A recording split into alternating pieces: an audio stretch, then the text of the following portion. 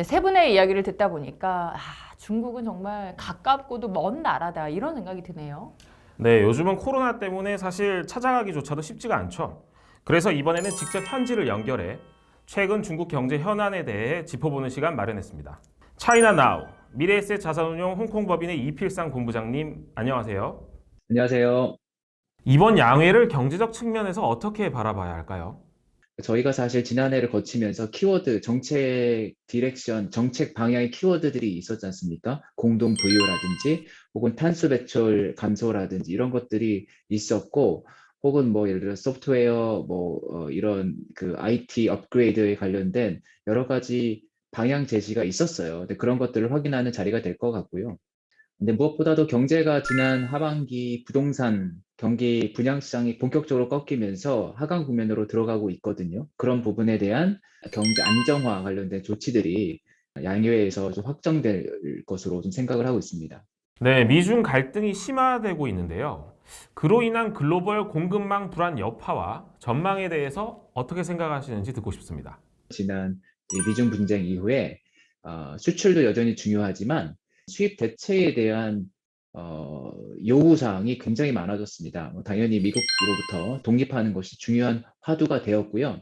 그거를 위해서 지금 중국 사회가 함께 달리는 모습이 많이 보이거든요.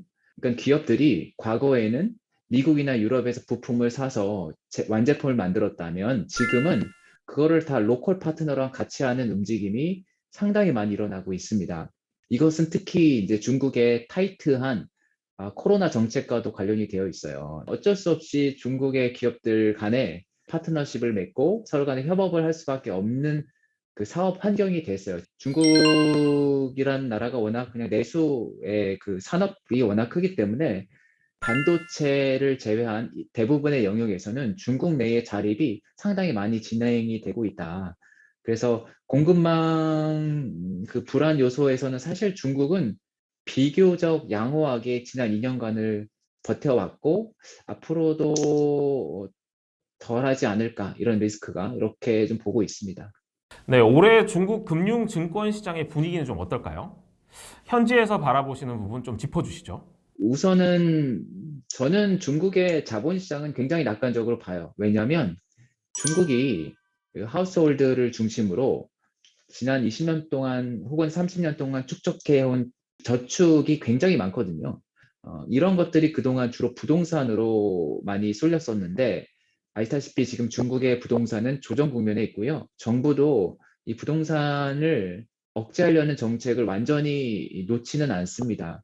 자금의 흐름을 부동산에서 자본시장, 주식시장으로 갈 수 있도록 여러 가지 조건을 만들어주고 있는 상황이거든요. 사실은 중국의 자본시장은 나쁘지 않은 유동성 환경을 가지고 있다라고 좀 보고 있고요. 물론 이제 최근에 이 부동산 분양시장이 급냉하면서 갖고 오는 파급 효과에 대해서 좀 우려가 많이 있는 상황이고요. 이런 것들을 어떻게 잘 극복하냐가 좀 중요한 또 올해 상반기에 화두가 될 것 같습니다. 네, 올해 중국에서 주목해야 할 만한 산업이나 업종이 있다면 어떤 게 있을까요? 지금 국면에서는 미국으로부터 독립을 할 수 있는데 기여하는 산업들 혹은 해외로부터 독립할 수, 예를 들어서 전기차 배터리라든지 이런 것들도 결국은 해외에서 원유를 수입할 때 발생할 수 있는 지정학적 리스크를 해결해주는 대안이거든요. 특히나 이제 저는 전기차 분야를 굉장히 좋게 봐요. 중국의 로컬 기업들, 뭐 BYD라든지 샤오펑이라든지 그레이드월이라든지 이런 기업들이 내놓은 모델들이 기존의 내연 기관보다 월등하게 좋고 가격도 그래요. 그 다음에 퍼포먼스도 좋고 이제 본격적으로 전기차 확산이 되는 시점에 들어섰다라고 보고 있고요. 그거를 중국 기업들이 아마도 주도할 것 같아요.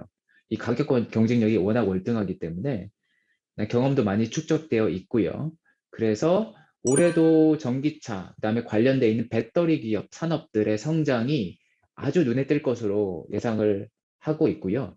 그다음에 저기 아까 이제 탄소 배출 말씀을 조금 드렸었는데 중국의 3060 전략, 그러니까 2030년까지부터는 이제 탄소 배출이 이제 감소가 되는 것이고 2060년에는 완전히 이제 넷제로로 가야 되는 것이죠. 중국의 이 정책 방향은 매우 클리어하고요. 굉장히 많은 지원을 받고 있습니다. 탄소 배출과 관련된 산업들도 패션이 아니라 계속 주목받고 계속 지원받고 또 기업들이 거기서 성장하는 산업이 될 것 같아요. 올해는 원자재 가격이 정상화되면서 굉장히 좋은 또 성장이 또 있을 거라고 봐요. 클린 에너지 쪽에서. 그래서 이런 부분들이 올해 또 주목을 해야 되는 중국에서의 산업이라고 생각을 합니다.